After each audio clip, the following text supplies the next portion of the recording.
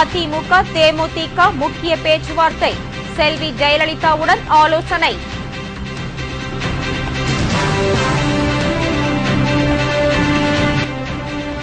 சட்டமன்ற தேர்தலில் போட்டியிட வேட்புமனு தாக்கல் பௌர்ணமியான இன்று தொடங்கியது.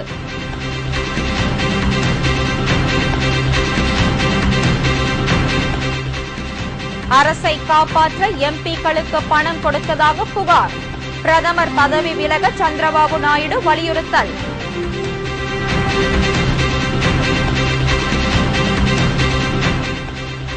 சட்டமன்ற தேர்தல் அணுகுமுறை, மதிமுக நிர்வாகிகளுடன் வைகோ கலந்தாய்வு.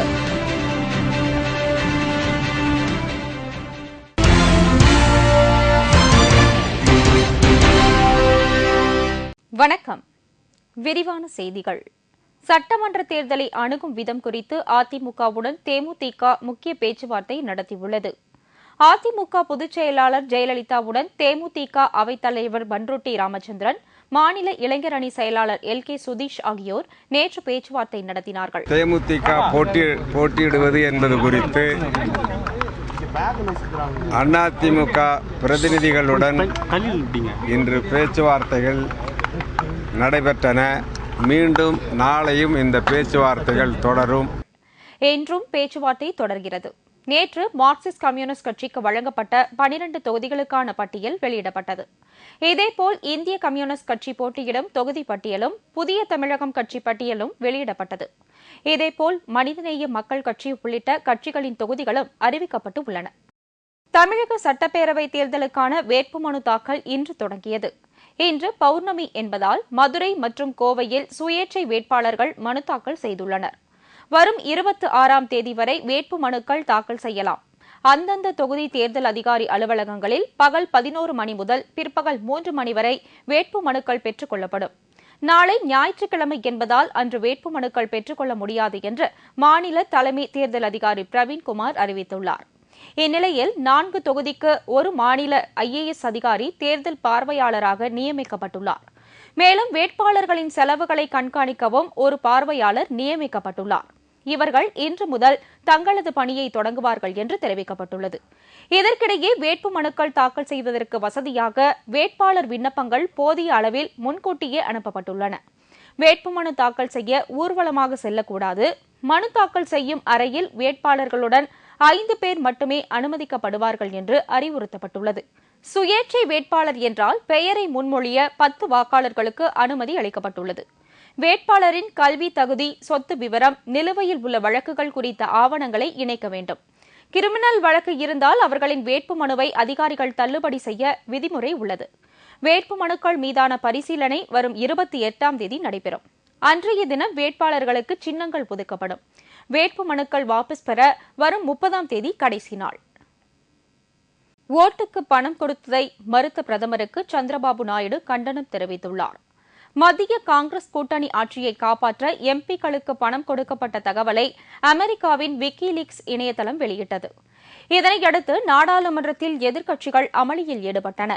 ஹைதராபாத்தில் செய்தியாளர்களிடம் பேசிய தெலுங்கு தேச கட்சித் தலைவர் சந்திரபாபு நாயுடு, பிரதமர் மன்மோகன் சிங் ராஜினாமா செய்ய வேண்டும் என்று கூறினார். And Congress party, they are saying so many excuses. This is not correct in democracy. JLC bettandi, Joint Legislative Committee bettandi. Even what we are thinking, it is very bad for the nation. Even American government is monitoring. வலிமையான பிரதமர் ஒருவர் நம் நாட்டுக்கு தேவை என்று சந்திரபாபு நாயுடு குறிப்பிட்டார். நாடாளுமன்றத்தில் ஆண் பெண் பாலின பாகுபாடு இருந்து வருவதாக சோனியா காந்தி கூறியிருக்கிறார்.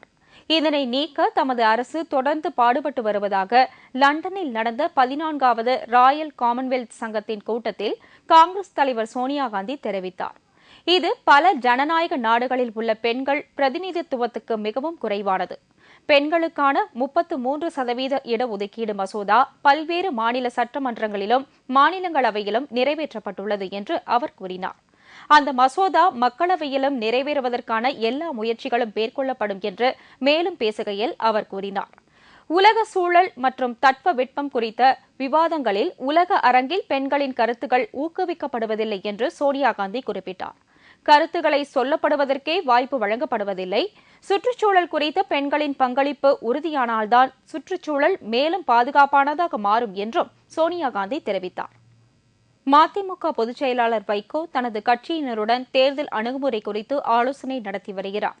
கூட்டத்தில் எடுக்கும் முடிவை வைகோ இன்று மாலை வெளியிடுகிறார்.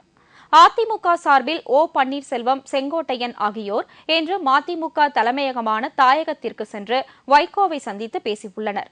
வைகோவுடன் நடத்திய பேச்சுவார்த்தை விவரங்களை அதிமுக பொதுச் செயலாளர் ஜெயலலிதாவுடன் தெரிவிக்கப் போவதாகவும் பன்னீர்செல்வம் மற்றும் செங்கோட்டையன் ஆகியோர் கூறிச் சென்றுள்ளனர். இதைத் தொடர்ந்து மதிமுக நிர்வாகிகளுடன் தற்போது வைகோ ஆலோசனை நடத்துகிறார்.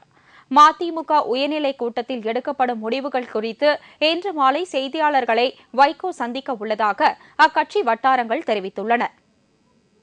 ஜப்பானில் ஏற்பட்டுள்ள அணு உலை பிரச்சினை குறித்து கவலை தெரிவித்துள்ள முன்னாள் குடியரசுத் தலைவர் அப்துல் கலாம், இந்தியாவில் அணு உலை கலன்களின் பாதுகாப்பு குறித்து உடனடி நடவடிக்கை எடுக்க வலியுறுத்தியுள்ளார். ஜப்பானில் ஏற்பட்ட நிலநடுக்கம் மற்றும் அதைத் தொடர்ந்து ஏற்பட்ட சுனாமியால் அங்கு இதுவரை 4 அணு உலைகள் வெடித்து சிதறி கதிர்வீச்சு அபாயம் ஏற்பட்டுள்ளது. இதன் தாக்கம் அமெரிக்கா கலிபோர்னியா மாகாணம் வரை எதிரொலித்தது. மேலும் அணு உலைகள் வெடிக்காமல் இருக்க அந்நாட்டு விஞ்ஞானிகள் உரிய பாதுகாப்பு நடவடிக்கைகளை எடுத்து வருகின்றனர். இதுகுறித்து கவலை தெரிவித்துள்ள முன்னாள் குடியரசுத் தலைவர் அப்துல் கலாம், நாட்டில் உள்ள 20 அணு உலைகள் மூலம் 4000 மெகாவாட் மின்சாரம் உற்பத்தி செய்யப்பட்டு வருகிறது என்றும் இதன் பாதுகாப்பை மேம்படுத்த வேண்டிய கட்டாயம் ஏற்பட்டுள்ளதாகவும் தெரிவித்தார். ஜப்பானை போல் இந்தியாவிலும் அணு உலைகளில் பாதிப்பு ஏற்படாத வண்ணம் இந்திய அதிகாரிகள் பாதுகாப்பு ஏற்பாடுகளை திறம்பட செய்வார்கள் என்று அணு விஞ்ஞானி அனில் காக்கூர் நம்பிக்கை தெரிவித்தார். சென்னையில் நாளை நடைபெற இருக்கும் கிரிக்கெட் போட்டிக்கு தீவிரவாத அச்சுறுத்தல் இருப்பதால் அங்கு ராணுவ பாதுகாப்பு அளிக்க முடிவு செய்யப்பட்டுள்ளது.